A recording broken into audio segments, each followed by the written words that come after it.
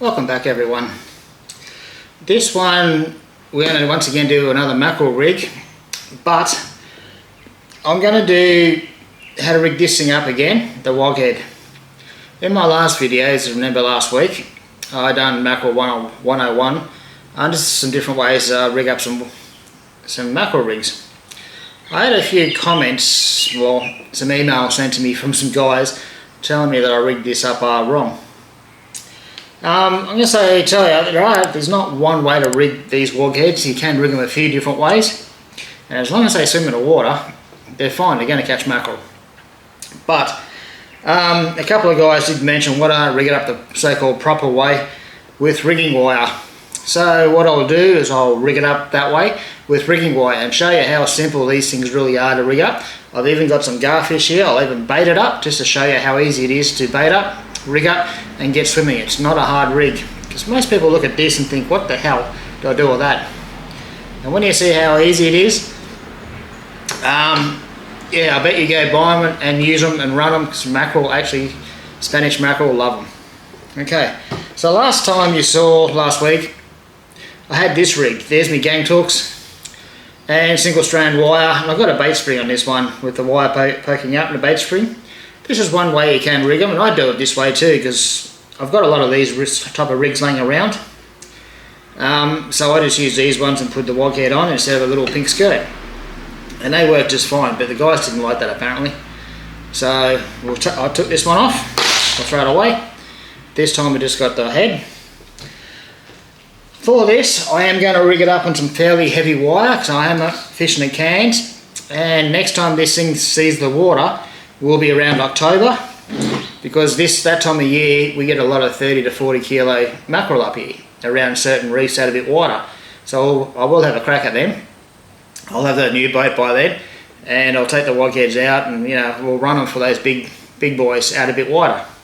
So I'll rig this one up for them. It's a bit early, but I'll rig it up. This is an 80 pound wire, so this is an 80 pound single strand, 88 pound I think it is, so it's quite heavy. When I'm down south I usually run 40 to 60, as I kept on telling you guys. Most of the time it's 40 because that's enough for the smaller fish down south. For the 10 kilo, 15 kilo fish, you do get 20 kilos as well, it's fine. But for the big ones up here and stuff, I'm just going to run an 80 pound. So before I cut off a bit of wire, so I've got about a foot of it, a little bit over a foot, because I'm only still running short for a bite trace. I just want a bite trace. Okay, so what we're going to do is haywire twist. I've got my little black crane swivel again. Okay, so we're going to put that on one end. We're going to haywire twist it. And seeing this is a heavier wire, and it's hard to hold on the swivel, I'm going to grab one loop with my trusty pair of pliers here, just to hold the loop while I do the haywire twist.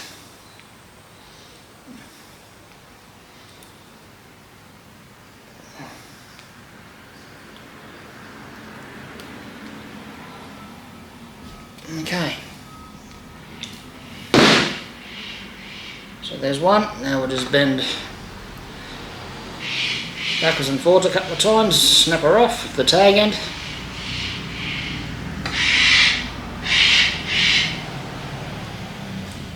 There we go, so we'll just snap the tag end off. And now we've just got a haywire twist there, a swivel, 80 pound. Okay, swivel. And before we put this on and put the rigging wire on, which the guys tell me use rigging wire, I've got plenty of it there. Before we get to that, the hooks, I'm going to make the hooks. I'm doing everything guys from scratch, so you know. The hooks I'm running are 7 6s mustards, and these are a 6/0 because I am running some gars. And I'm going to be using 4 hooks because I do want to run gars out of this rig. So I'm going to use 4 hooks, not 3. And with my 4th hook, I'm going to do something different. I'll put it upside down, which you saw in that other rig. So we've got 4 hooks. So now we just want a pair of side cutters. And with the side cutters, the 7 6s is nice and soft. So you can actually squeeze the eyes open. Just kind of grab them with pliers in the eye there. You can squeeze them open. And then just like roll it around a little bit. You see that? And it opens up the eye. So I'm going to do that on 3 hooks. Give it a squeeze, roll it around a little bit. Should be enough. 3rd hook. See, or open nice and easy. With the fourth hook, you don't open it because that's your top one. You don't need to open that one. So let's join them all together. So I've got 1, 2, 3. So they all go like so. There's your 3 hooks. What I'm going to do is use my trusty pair of pliers. Just put the eyes in there, and just once again close, just squeeze and roll them around at the same time. I should have just used my normal everyday pliers, but these will do the job. Yep. That one's closed up.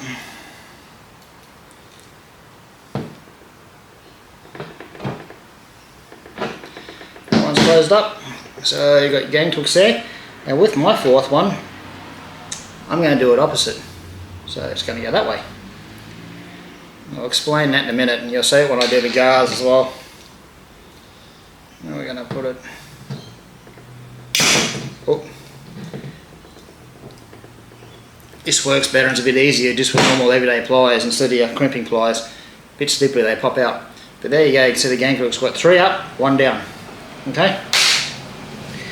Now we get some rigging wire. What end comes off, that one. These tubes and this rigging wire you can get from most tackle shops. It's only I don't know how much it is nowadays, a few dollars. You get them in little bundles like this. This has lasted me forever. I had this for years and still use it because they're actually quite long. You don't need to use all that wire. What I do is bend them around. I do half. Half's usually more than enough. So I just make it half. Because a lot of guys use the whole wire and wrap around the nose, and when you lose your bait, then you got to pull it all out and straighten it all out. And yeah, when it's long, it's hard and takes time. When they're a bit shorter, they're easier and quicker. So we've got our rigging wire now. It's just a copper wire. Just a thin copper wire. Environment, like I said, most tackle shops have rigging wire. Now with this bit, your top eye, your first hook, yeah, you just want to tie your rigging wire on. Doesn't matter how you do it, guys, it really doesn't. You can put it through the eye and then wrap it around itself, or you can wrap it around the shank of the hook, or whatever you like. It doesn't matter. I'm just going to wrap it around itself. Sort of like a haywire twist, a rough haywire twist. This is only to hold the nose of the gar down. And I like it to have a little bit of freedom, like say you can see it's got a little bit of freedom, it's got a little loop on there. So the rigging wire is on your hooks like so, that's it. Okay? Next bit. The actual wog head. Okay? With this, once again, start from the top, the pointy end. You can see here, if I fold down the feathers, you can see there's the top of it, and you can see they've got eyes. Go from top down, like so. So your swivel is at this end, because that's the way it's going to be in the water. This is the way it's going to swim, like this. The feathers are going to be curved back over the bait fish. The tail of the garfish is going to be at the back kicking, and you're going to have your line attached here. Okay, but when you put it on, it looks like it's upside down backwards, but don't stress, it's not. Because in this end, you can see that's where the garfish's nose is going to sit in that nice big hole inside there. It's quite big, that the garfish's nose will stick up in there. Okay, or any bait fish actually. So now that that's through, now we do on this end, same deal. Haywire twist to the hooks. So put this hook on. I won't need to use pliers for this one because I can hold the hook.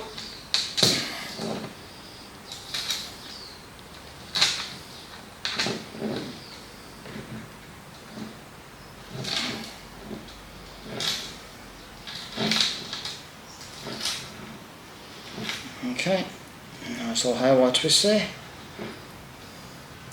Once again, you're tagging forward and back just to break it off.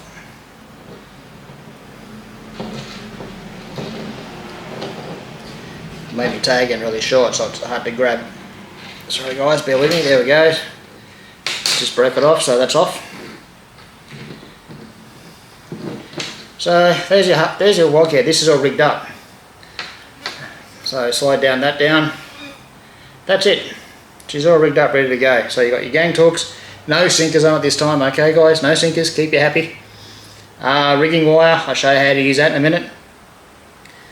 And straight through to your swivel. So you tie your line on there, your wog head, you got the hooks and swivels there. No swivels, your hooks. Rigging wire. Now I'm going to get my garfish, which has been sitting here in this hot shed for a little while.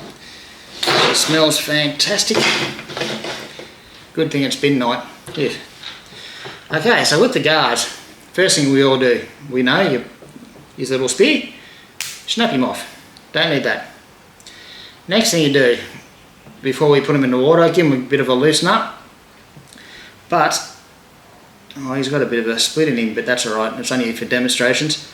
You can actually go along and give him a squeeze around the lateral line, around the silver bit, and you can feel their skin popping off the bone. And it loosens them up, okay? Next thing we do, you can start your finger at the top of near the gills here, and you can run along, usually use your thumb like so, and run along their belly. And that will empty out all the, oh, lovely. Empty out all these garbage out of his guts. And have a rag or something to do, so I just sprayed myself with it, it's lovely. Okay, so the gar, basically this car's ready to go. His guts are all emptied out. I've run my fingers along his bone there, you can actually feel it popping off. So he's all nice and loose and ready to go. So what we do now is with the hooks, so you got your gar, we've got the hooks and the rigging wire. So what I do, the very top hook, this very top one here with the rigging wire, I sit that one directly under his eye. Okay guys, so the eye of this hook should be directly under the eye of the gar, and you measure out where your hooks are going to sit from there. So at the moment, eye's there, so this back one's going to go down in here. So we're going to start with that one first. Going to go through the bottom. Just pierce it in nice and lightly. Just nice and gently. Curl it around. Okay. Then we're going to go to the next one. I'm just going to sit right in the middle there. Just like putting on a pearly on our gang talks. Now the third one is going to go in here and curl it around so it's nice and simple, nice and straight.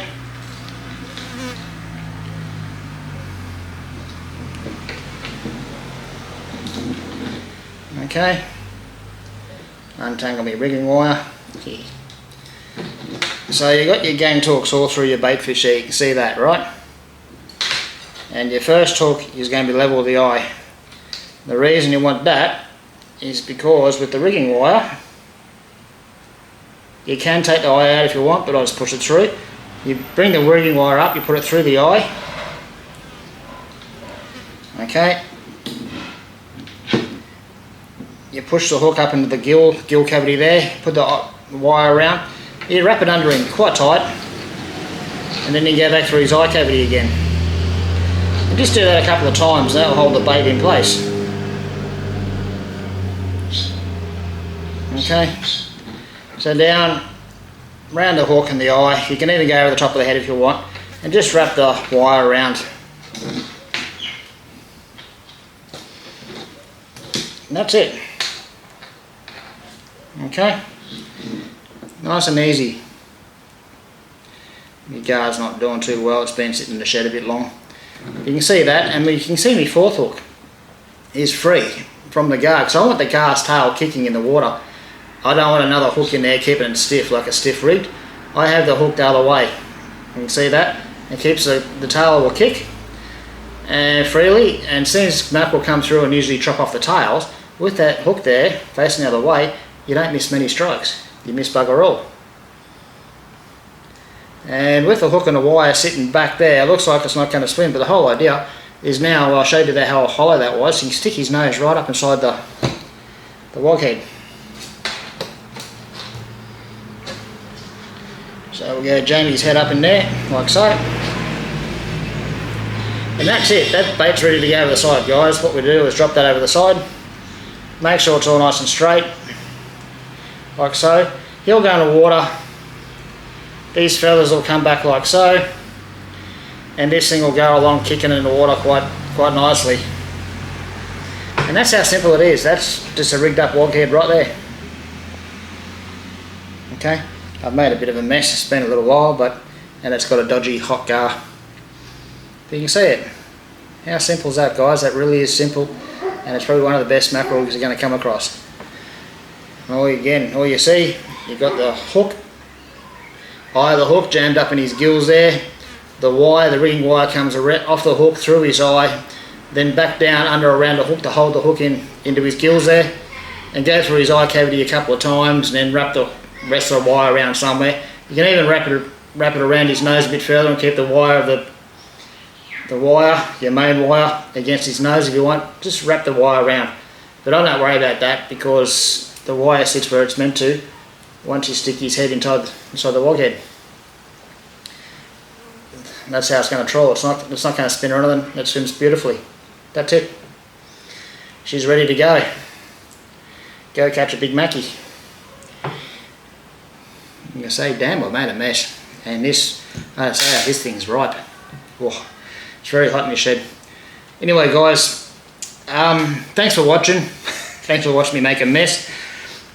That doesn't usually take that long. Usually it's a very quick system. So when you're out in the boat and the cars are nice and fresh, and you're all keen and hyped up to go out and get a big mackie and stuff, you'll do that rig. You'll put that bait on, wrap the wire around his nose really quick and easy. It doesn't take that long. I was just going slow to show you. It really is simple. Give it a crack. Seriously, if you want to catch a good mackerel, get yourself some wog heads, rig it up that way. Go get yourself some gars, go out trolling. And this is not a high speed trawling thing either. You are trawling dead bait, so you're still basically just in gear, maybe a little bit quicker, 1, 2, 3 knots. But that's it. And the garfish tail will swim this way. You got that hook the opposite way, which will help you not miss strikes. Because mackerel like to chop the tails off. When you just run 3 hooks, I'll show you there. Some guys just run 3 hooks and miss a lot of strikes. I wonder why. And then you'll get your bait back, and your bait will be chopped off here, and your hook's there. But this time you got a hook here, right down near his tail. But that one's a free swinging one, and it won't interfere with the action, but it gets mackerel. Anyway, I'm going to clean up this mess, guys. Yep. Like and subscribe if you enjoy what I do. And thanks for watching.